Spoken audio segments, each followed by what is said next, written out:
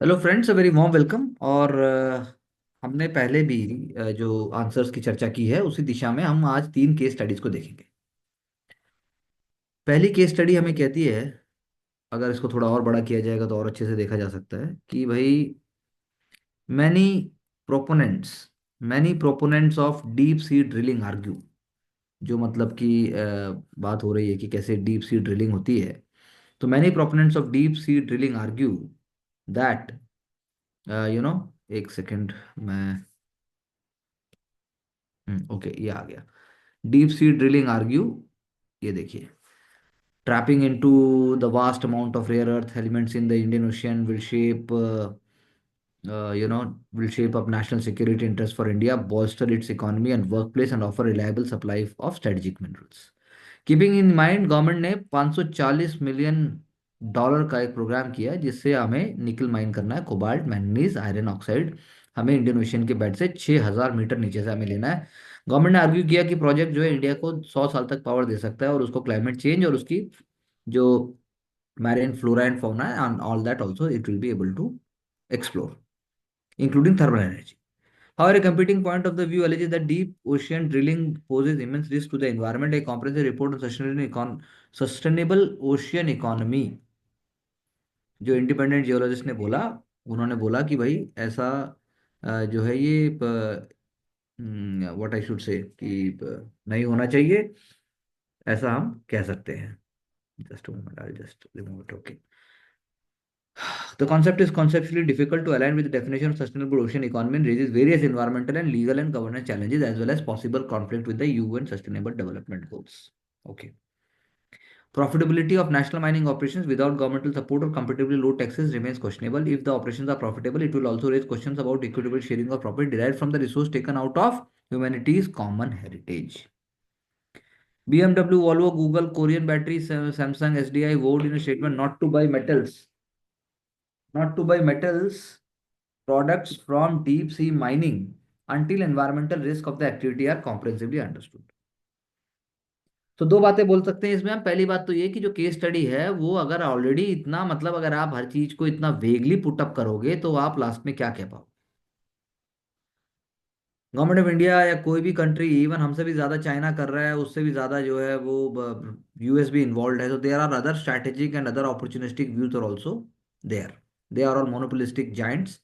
तो वो अपने फायदे नुकसान के एंगल से भी देख सकते हैं, इसमें ह्यूमैनिटी की बात नहीं है। दूसरा, इंडिया की जहां तक बात है, इंडिया का कोई भी प्रोग्राम फॉर दैट मैटर, कभी भी इंडिया ने ऐसे कोई भी प्रोग्राम जो है रीजनल, लोकल, ग्लोबल स्केल के ऊपर नहीं किए हैं जो ह्यूमैनिटी और उसके कोर प्रिंसिपल से दूर जाएं। तो फिर भी, तो what are the ethical issues involve in the case study अगर हम बात करें। इंडिया ने deep ocean mission aligns with the vision of blue economy and backed by United Nations Convention on Law of Seas or International Seabed Authority, upholding international rule-based order even under sea operations too.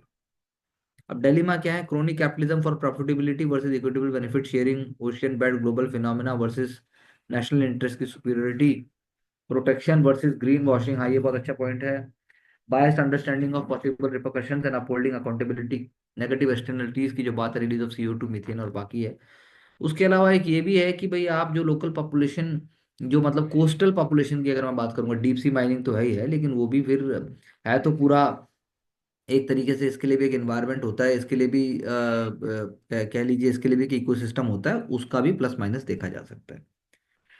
Without adversely affecting की अगर बात है, पांच Amrit targets, NDC, ocean exploration sustainability, SDG 14, ministry of environment forest and climate change, ये बात हुई। EEZ की limits, high seas, blue economy की बात हुई, एनवायरमेंट प्रोटेक्शन एक्ट की बात हुई, नेशनल सिक्योरिटी डॉक्ट्रिन की बात हुई, NGT ग्लोबल। अब इसमें एथिकल एलिमेंट कहाँ है?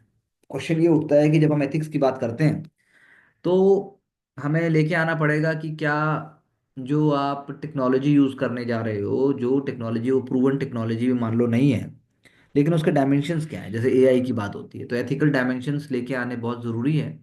ये सारे डायमेंशंस इंपॉर्टेंट हैं, लेकिन इसके अलावा एथिकल डायमेंशन में आएगा कि आप कैसे इंश्योर करेंगे कि वो पूरी कंट्री के लिए या पूरे समाज के लिए उसका पॉजिटिव एम्बिट में प्रयोग किया जाएगा। तो ये वाला एलिमेंट हमें थोड़ा सा और फोकस करना है, तो that is missing element over here. अगर हम उसको लेके आएंगे तो हमारा और बहुत फर्क पड़ेगा। दूसरा चलिए। मिस्टर वाई ने 40 एकड़ लैंड परचेज की सिटी में forested foothill construction of a place of religious worship bye members of his community. अच्छा। The plans for worship place called for numerous interconnected buildings, balcony, water fountain. In addition to being a center of worship, the place is intended to provide a residence for many worshippers who travel for far locations. ऐसा जैन धर्म में होता है, ऐसा हिंदू धर्म में होता है, ऐसा इस्लाम में नहीं हम इतना कह सकते, लेकिन बौद्ध में भी हो सकता है। और हमारे यहाँ तो ऐसा है। आयरन की the beauty of the site has become chief cause of concern among the local residents. ठीक बात है। डिफरेंट रिलीजियस कम्युनिटी के हैं। मैंने the village the place will become a tourist attraction. Traffic problem आएगी, डिग्रेडेशन हो जाएगा, ट्रैंकल लाइफस्टाइल खत्म हो जाएगा, और 1000 वर्शिपर रोज आने की उम्मीद है। Neighborhood is not suitable for facility of this size, not for the people expected to accommodate. The congregation plans to have gatherings up to 1500 people, though only a single two-lane road approach वहां तक है। The traffic will cause commuting problem. सही बात है। Hazards free बच्चों के लिए, बाइकलिस्ट बाईसाइकिलिस्ट के लिए, ट्रैफिक के लिए हो सकता है।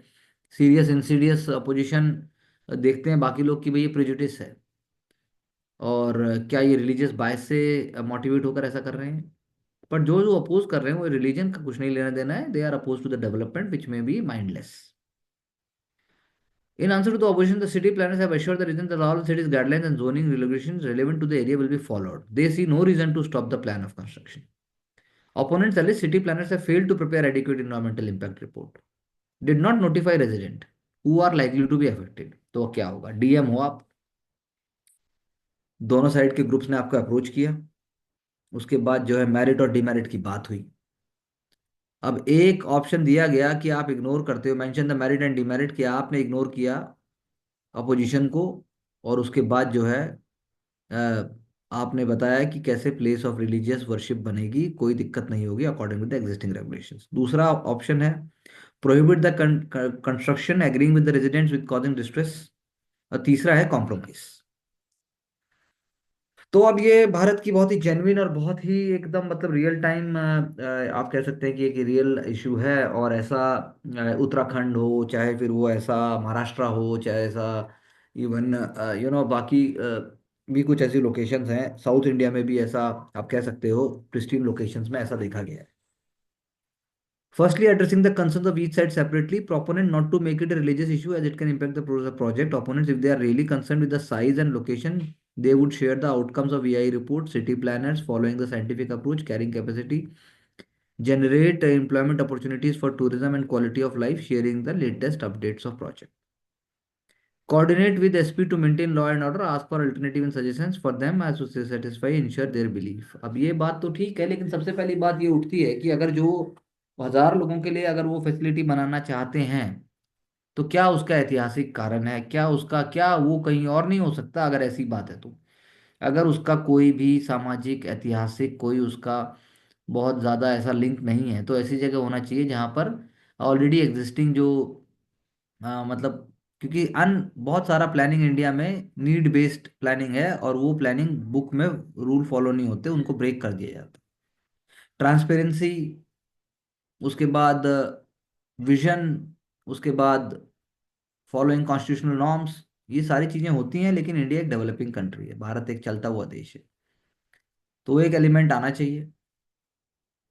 अगर कंस्ट्रक्शन को आप गो अहेड देते हो तो उसकी मेरिट है, फंडामेंटल राइट तो है, लेकिन उसके बाद प्रोटेस्ट की बात नहीं है। आप उनके भी फंडामेंटल राइट को हनन हो रहा है ऐसे तो, बिकॉज हर चीज जो लॉ में लिखी है वो जरूरी नहीं है ऑन पेपर उसी टाइम उसको वैसे ही वो अप्लाई होगी। ड्यू प्रोसेस होना चाहिए। जुडिशरी ऑल्सो सेज कि जो लॉ है it can not B mechanically applied. ये नहीं है कि वो लॉ है आप कुछ कर सकते हो तो इसलिए आप कर ही दोगे। ड्यू डिलीजेंस आनी चाहिए। ड्यू डिलीजेंस के लिए सेंसिटिविटी होनी चाहिए। ड्यू डिलीजेंस के लिए आपके अंदर एम्पैथी होनी चाहिए। ड्यू डिलीजेंस के लिए आपके पास वो विचार और सोच होनी चाहिए जिसमें आप निर्णय की क्षमता को दिखा सको। सो टाइमली कंप्लीशन ऑफ प्रोजेक्ट होगा। पॉलिटिसाइजेशन ऑफ प्रोजेक्ट तो खैर एक अलग बात है। पॉलिटिकल स्टेक होल्डर्स को बुलाया जाना चाहिए, लोकल रिप्रेजेंटेटिव को बुलाया जाना चाहिए, सरपंच, काउंसलर, उसके साथ साथ टाउन कंट्री प्लानिंग ऑर्गेनाइजेशन पे जो प्लान बना वो, और उसके बाद पूरी बात होनी चाहिए और होनी ही चाहिए। लोकल रेजिडेंट्स अगर मेजोरिटी में चाहते हैं ऐसा ना हो, तो ऐसा नहीं होना चाहिए, ऐसा आप कह सकते हैं। लेकिन ऐसा कोई, आई एम नॉट सेइंग कि हाई हैंडेडनेस के साथ नहीं होना चाहिए, please understand it is an ethical, it has got ethical dimensions, वो ब्लैक एंड व्हाइट में नहीं हो सकते। मैरिट अगर आप प्रोहिबिट करते हो तो will not violate someone else fundamental right at the cost of others. Religious colour नहीं होगा, डीमेरिट मतलब रिलीजियस कलर होगा basically. Prohibition is not a solution, allow public consultations, look for middle path, wastage of resources, okay, compromise additional building regulations on the worship, insist on modifications and design, satisfy the local। अब क्या होता है satisfy the local, वो कुछ होना भी चाहिए ना, लेके आना पड़ेगा, वो एलिमेंट लेके आना पड़ेगा। वेलफेयर अकोमोडेशन साइंटिफिक प्लानिंग, बात सही है, वे फॉरवर्ड है transparent scientific planning citizen centric model. बात यह है जो जो इश्यूज उठे वो होने चाहिए। उसके बाद उसको वो, क्योंकि वो पब्लिक प्रॉपर्टी नहीं है, पब्लिक पब्लिक अगर आप उसको बनाना चाहते हैं कि वो पब्लिक प्लेस हो जाएगी, अगर वो लैंड प्राइवेट है, अगर ऐसी हम एक बात एग्जांपल लें, तो लैंड अचानक से पब्लिक नहीं हो सकती। अगर वो लैंड पब्लिक है तो पब्लिक पर्पस के लिए होगी, वो there is always, there is always a system. तो कितनी उसकी सैंक्टिटी है, क्या उसका वैल्यू है, क्या उसका फ्यूचर एस्पेक्ट है, ये सारी बातें सोचकर हमें मुद्दे को सॉल्व करना पड़ेगा। आप एक पब्लिक रिप्रेजेंटेटिव हैं, पॉलिटिकल पार्टी के आप सेलेक्ट हुए, considered as a conservative by many, your daughter has return after studying abroad, your choice of marrying a person from other community, you personally do not consider any wrongdoings or conveying your message to her. You also discuss it with many among your friends and family and inform them a grand wedding ceremony you are planning for your daughter. After you shared news of forthcoming and grand wedding with many, you are informed by your political secretary about an issue being made. The same info, there are whispers among them in your constituency about it and indicating sense of unease among some prominent citizens. While most of them are enamored by your plans for grand wedding for your daughter, they are also unhappy about the bridegroom and another community. You also got to know through your sources in party that your assent to the choice of bridegroom may lead to denial of a ticket by high command in the forthcoming elections. You are not only an ambitious politician and rising star in your political party, but also an open-minded, loving and doting father. But howsoever much you love your daughter's freedom and choice, you do not want addition to adversary political. When you have been eagerly looking forward to greater responsibilities and higher stature in the party, given the years of your hard work। यानी Hindi movie बना दी गई है पूरी तरीके से, जो एक movie होती है। और ऐसा जो है भारतीय समाज में हो सकता है, किंतु ऐसा भारतीय राजनीतिक समाज में नहीं होता। और ये अपने आप में एक बहुत ही लॉपसाइडेड और बहुत ही ज़्यादा यू नो थ्योरेटिकल, इसको तो मुझ जैसा अगर लिखने भी बैठेगा तो शायद आंसर ना लिख पाएगा। फिर भी कोशिश करते हैं क्या हो सकता है। एथिकल इश्यूज इसमें यही हैं कि ये केस स्टडी बहुत ही बायस्ड और परसीव्ड माइंडसेट से बनाई गई है। दूसरा एथिकल इशू ये है कि ज़बरदस्ती का इस पर भी लिखा जाए तो मतलब बहुत बड़ी, वो सबसे बड़ा एथिकल डिलेमा और सबसे बड़ा एथिकल वो होना चाहिए। लिखने वाले को भी सलाम है कि वो कैसे लिख सकता है। तो right to marry a person of your choice is a fundamental right and not prohibited by, however few orthodox section of society do not approve it। तो क्वेश्चन वही है कि कोई अप्रूव करे ना करे, आप अपने मन की करता है आदमी। दूसरा, पॉलिटिकल फिगर का कोई चैलेंज नहीं है, किसी पॉलिटिकल फिगर के पास कोई चैलेंज नहीं है अगर उसका बेटा बेटी किसी और उससे शादी कर ले। ऐसे तो शत्रुघ्न सिन्हा से लेकर शाहनवाज हुसैन से लेकर और मतलब मणिशंकर अय्यर से लेकर और कितने सारे हैं आपकी, एक अभी एक्टर हैं वो रिचा, पूरा नाम भूल रहा हूँ क्या रिचा है वो, उन्होंने भी शादी की थी। तो उनके भी हस्बैंड ने चुनाव लड़ा। तो ऐसे नहीं होता, वोटर वोट देता है। और उसी दिन ओवैसी के वहां पे मैं कह सकता हूँ हिंदू भी होंगे हैदराबाद के ओल्ड कॉन्स्टिट्यूंसी में। तो ये जरा ज्यादा हो गया। तो और पॉलिटिकल ऐसे नहीं होता है कि सेक्रेटरी, पॉलिटिकल सेक्रेटरी आपको फोन करके बोल रहा है कि योगी जी आपकी टिकट काट देंगे अगर आपकी बेटी ने ये कर दिया। तो अरे जिसको जो करना है वो कीजिए। तो देखते हैं options as a father and politician, I would love to read that, that will be very interesting. Ignore the professional repercussions. My god, बेटी ने जो है पिता के करियर की कुर्बानी मांग ली, तो मेरिट क्या होंगे, nothing wrong, will not be possibility of not getting the party ticket in okay, only a small section can be an advantage to the party vote bank politics if youth and adult make the larger vote share। Okay, कब से youth और adult vote देने लगा? Youth politics तो mature उसके लिए है, तो अब आपने कह ही दिया है तो अब कोई दिक्कत नहीं है। ऑप्शन टू में आपने बोला कि delay the marriage. Oh God, option two है delay the marriage once the political decision made announce the marriage.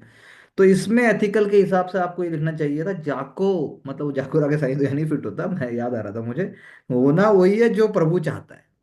Marriage रोक दिया आपने, मतलब कि उसके लिए, मतलब will not the interest of father कैसे हो जाएगा, बल्कि और कानाफूसी होगी कि चालू बाप चाहता है एक बार ये शादी हो जाए और फिर हमें उल्लू बना दे। और मैरिज पोस्टपोनमेंट में तो इमोशनल चैलेंजेस नहीं है उनको, तो मैरिज जब आपने मैकेनिकल बना ही दी कि मैरिज का जो मतलब जो ये खेल है, मैरिज का जो ये फंक्शन है, ये आप अपने हिसाब से इसको आगे पीछे कर रहे हो। क्योंकि ऐसे तो नहीं होता, पार्टी की इमेज बच जाएगी, पार्टी की इमेज बच जाएगी, और may not be approve by daughter. ठीक है, गुड एफर्ट्स, हम तो ये कह सकते हैं। चलिए आगे। तीसरा ऑप्शन है resign from the political party, fulfil the duties of a father. Give up on the career which hard work was done, no fair, no fear of social image, difficulty to realign the political career. तो कोशिश अच्छी की। अब आप course of action में जरूर देखना चाहूंगा कि क्या होगा course of action. Talk with the family and daughter for marriage postponing. ये एक बहुत ही मतलब कहना चाहिए एथिकली एक रॉन्ग डिसीजन लिया होगा कि अगर आप करियर को बनाने के लिए लास्ट में विवाह की कुर्बानी देने की बात की गई। अच्छा, इसको आपने वर्क लाइफ बैलेंस से आपने इसको जस्टिफाई किया। If you agree, if agree will fairly contest elections, professional progress भी हैम्पर नहीं होगी। If disagree go with a positive private marriage, will not tarnish political party's image. Therefore, being a public figure, the boundary between private and public is blurred and little and responsible, ethical and ये last paragraph को हम कहेंगे कि वो अच्छा लिखा गया है। अगर हम इसको अभी कंपेयर करें तो let's see how we are moving forward and what new words and ideas we can see. चलिए, पहला जो है इंडियन ओशियन में डीप ड्रिलिंग के लिए है। तो Universal Declaration of Human Rights, right to healthy environment as a human right, but various economic aspirations deplete the realization of goal। ठीक बात है। सो एथिकल इश्यू सबसे पहला है, वही जैसे मैंने कहा था, इन्वायरमेंट वर्सेस इकोनॉमी का जो टसल है, यानी शुरू से जो चलता है वो है। National interest versus ecological interest, ये दूसरा है जिसमें डीप सी ड्रिलिंग की बात हुई है। तीसरा क्रॉनिक कैपिटलिज्म, हमने भी इसकी चर्चा की। चौथा, erosion of constitutional goals of a safe and protected environment, वो नहीं जाना चाहिए। Article 48A, community participation, equitable distribution of wealth, जिसकी मैंने बात की, कोस्टल एरिया में आप दे दो। डिसअपॉइंटिंग बिग कॉर्पोरेट्स, क्योंकि वो जो है कमिटेड अपने आप को दिखा रहे हैं सस्टेनेबल प्रोडक्शन और माइनिंग के लिए, ठीक है। विजन ऑफ इकोनॉमिक डेवलपमेंट जो है वो क्या होना चाहिए, जब होगा वो जब इन्वायरमेंटल इम्पैक्ट असेसमेंट जो हमने भी लिखा वो जज करेगा डैमेज को, रिहेबिलिटेशन के स्कोप को भी लेके आएगा, डिलीजेंट तरीके से काम होगा, थर्ड पार्टी ऑडिटर भी होना चाहिए, सोशल इम्पैक्ट स्टडी होनी चाहिए रिहेबिलिटेशन और डिस्प्लेसमेंट की। लेकिन पंगा ये है, ये डीप सी ड्रिलिंग हो रही है, इसमें रिहेबिलिटेशन और डिस्प्लेसमेंट का जो इंडिजिनस कोस्टल कम्युनिटीज लिखकर इन्होंने उसको सही रास्ता दिया, जिसकी चर्चा हमने थोड़ी की थी। सस्टेनेबल माइनिंग प्रोसेस है, कार्बन फुटप्रिंट देखिए, लेस जियोमॉर्फोलॉजिकल डैमेज को देखिए, और बायोडाइवर्सिटी प्रोटेक्शन की बात कीजिए, कोरल कॉलोनीज हैं, सेफर लोकेशन है, फ्लोरा एंड फौना की बात करें। और बाद में आप जब बात करते हो कि पायलट ड्रिलिंग पहले कीजिए, स्मॉल्स कीजिए, बहुत अच्छा पॉइंट है। पहले आप छोटा एक पायलट ड्रिलिंग कीजिए, उसके बाद आप देखिए क्या होता है। CRZ regulation, mineral development regulation, जब बेंथम का मैक्सिमम बेनिफिट मैक्सिमम लोगों को पहुंचना चाहिए उसको फॉलो कीजिए। NGT CPCB को आप जो है वो वनरेबिलिटी स्टडी करने का मौका दीजिए। जैसा आनंद महिंद्रा जी ने कहा, sustainability should be a way of life to make sustainable way of business. I think very good ending and a very wonderful note. अगर हम दूसरे उसकी बात करें, जिसमें हमने चर्चा की थी कि भाई किस प्रकार से एक 1500 लोगों के लिए एक बनाया गया है, तो उसको हम देखेंगे मिस्टर वाई का जो है। अंडर आर्टिकल 26 बात की राइट टू फ्रीडम, ठीक बात है, हमने भी फंडामेंटल राइट लिखा, लेकिन हमने प्रॉपर परफेक्ट तरीके से नहीं पुटअप किया। रिलीजियस ऑर्गेनाइजेशन मैनेज कर सकती है रिलीजियस अफेयर्स को, लेकिन राइट है रीजनेबल रिस्ट्रिक्शन है, जिसकी मैंने बात की। अब देखिए, अब स्टेक होल्डर होने के नाते डीएम साहब क्या देखेंगे, इन्वायरमेंटलिस्ट देखेंगे, इंडिजिनस लोकल देखेंगे, रिलीजियस एसोसिएशन देखेंगे, सिटी प्लानर देखेंगे, टूरिज्म देखेंगे, सारी चीज का एक बना दिया गया। कोई बात नहीं। आपने EIA किया, इन्वायरमेंट सोशल इम्पैक्ट किया, कॉम्प्लिकेशन देखा क्या है, नॉन मटेरियल कंपनसेशन भी दे दीजिए डिसएडवांटेज लोकल पॉपुलेशन को, आप कंपनसेशन कर दीजिए। अगर आप फेवर करते हैं, अगर आपको लगता है वही बनना चाहिए, जैसा हमने कहा कि उसको आप डिस्कस कीजिए, नहीं तो अल्टरनेट प्लेस दीजिए जो लेस फ्रेजाइल हो, मॉडिफिकेशन करिए उसमें ताकि कंसर्न्स को देखा जा सके। ग्रीवेंस रिड्रेसल और कंपनसेशन होना चाहिए अगर आप नहीं चाहते हो बने। इकोनॉमिक बेनिफिट्स बताइए, एम्प्लॉयमेंट अपॉर्चुनिटीज समझाइए। रिलीजियस प्रिजुडिसेस को डिस्कस कीजिए सारी कम्युनिटी साथ बैठकर। अब रिकनसाइल में क्या होगा, regulate the entry exit point. Tourist हमेशा ऐसा कोई भी 24 घंटे आगे मैंने ऐसा बोला, वो हमने भी बात की थी कि ऐसा नहीं होना चाहिए। रिलीजियस प्रिजुडिसेस अवॉइड करो, ठीक है हमने बोल दिया। पीरियोडिक रिव्यू लेकिन बड़ा मुश्किल है, वो एक थियोरेटिकल है। पार्टिसिपेट विद कम्युनिटी लीडर्स, ये हमने ऊपर बता ही दिया। मॉडिफिकेशन द डिजाइन, तो allow the place of worship to be built, अगर बात करते हैं, इन्होंने इसके मेरिट की बात की, वही वही रिलीजियस फ्रीडम मिलेगी, लोकल्स प्रोटेस्ट करेंगे, स्कोप ऑफ टूरिज्म एम्प्लॉयमेंट बढ़ेगा, लेकिन इंफ्रास्ट्रक्चर और इकोलॉजिकल डैमेज भी हो सकता है।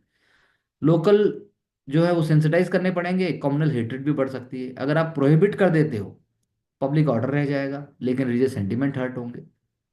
कम्युनल टेंशन नहीं रहेंगे लेकिन स्कोप ऑफ एम्प्लॉयमेंट मिस हो जाएगा। इन्वायरमेंट वायबिलिटी आ जाएगी लेकिन लोकल जो है वो हर तरह के अब फ्यूचर के ऐसे डेवलपमेंट को अपोज कर सकते हैं।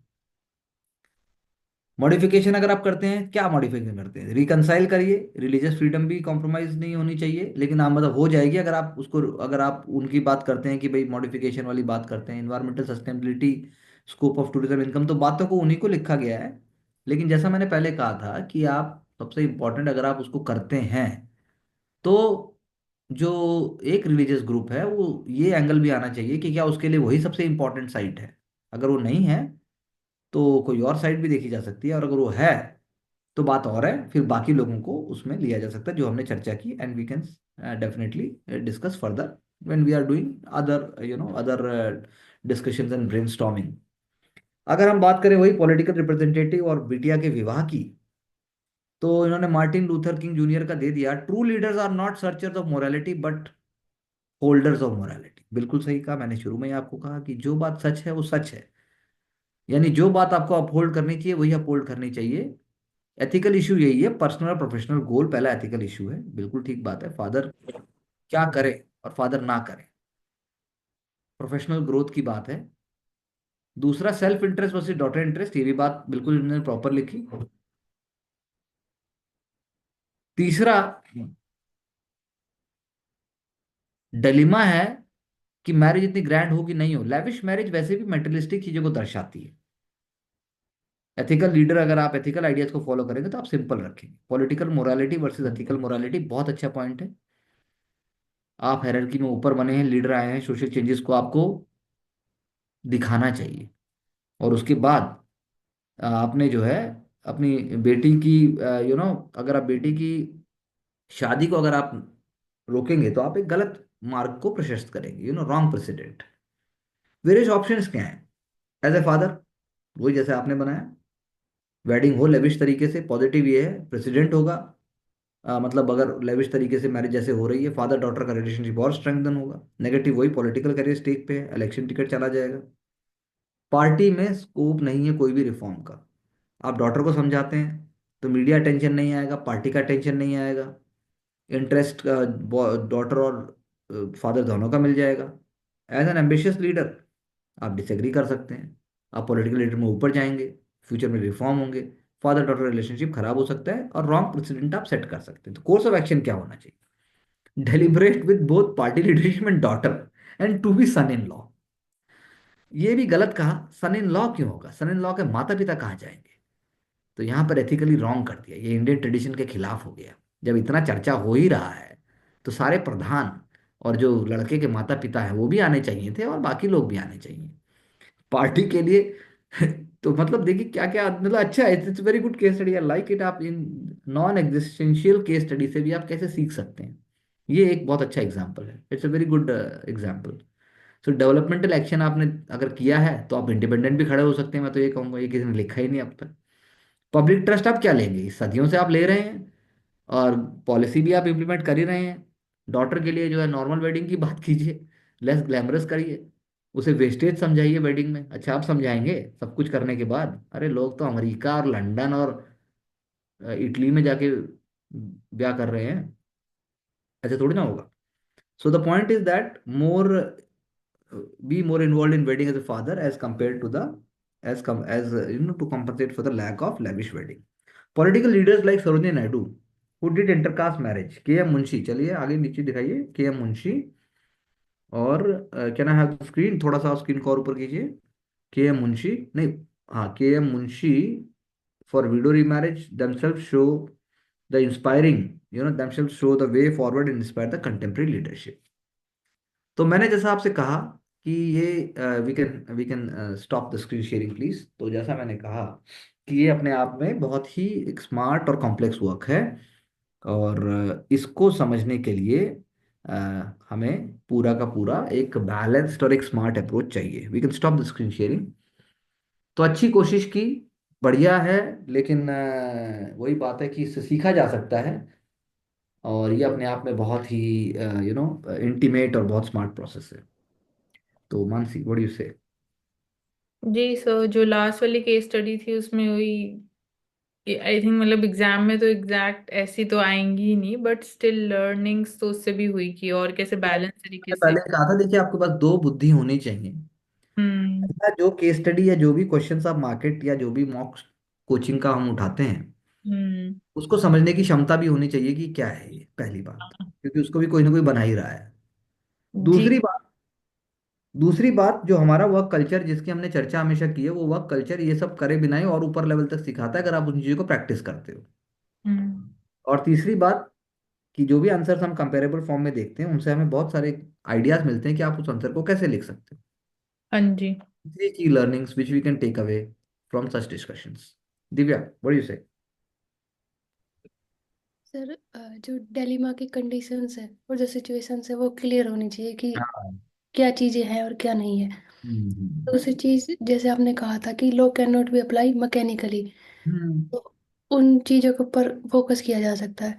हम्म। तीसरी चीज देख सकते हैं, आपने कहा कि इंडिपेंडेंटली लड़ सकता है, तो उसके लिए एक पॉजिटिव पॉइंट ऑफ व्यू हो सकता है कि इंटरकास्ट मैरिज है, तो दूसरे लोग भी जुड़ाव करेंगे कि आगे बढ़कर उन चीजों हाँ को। मतलब आपको केस स्टडी के साथ जो ऑप्शन वो मांग रहा है, ऑप्शन देता है, वो ऑप्शन बोलता है कि क्या ऑप्शन है, तो उसके अंदर आप ला सकते हो। जी सर। लेकिन सबसे इंपॉर्टेंट पॉइंट जैसे professional interest versus personal interest, transparency, ऐसे करके जो एथिकल है, जी सर, वो डिलेमा के। एथिकल एथिक्स में एथिक्स में मतलब एथिकल टर्म्स को लाना बहुत जरूरी है। जी सर। वो बिना अंडरस्टैंडिंग के नहीं आएगा, क्योंकि वो हैंड इन ग्लोव है, वो आयरन हैंड है, लेकिन ऊपर से उसने, वही बात है कि ऊपर से उसने एक ये जैसे हम कहते हैं एक ऊपर से जामा पहना हुआ है। जी सर। पेपर उतना वैसा ही है जैसा है, सरकार वैसी ही जैसी है, और उसकी जो प्रवृत्ति है वो बहुत पॉजिटिव है, ऐसा नहीं है, बहुत ही टफ कंडीशंस में सब काम करते हैं, और सब लोग अपनी जगह मेरिट बेस्ड होते हैं। जो गलत कर रहे हैं उसका खामियाजा आपको भुगतना पड़ेगा सर। आज नहीं तो कल पड़ता है। तो जी that's sir. All what we can take away, और we'll continue further with more discussions in more classes and keep on working towards success. Thank you very much.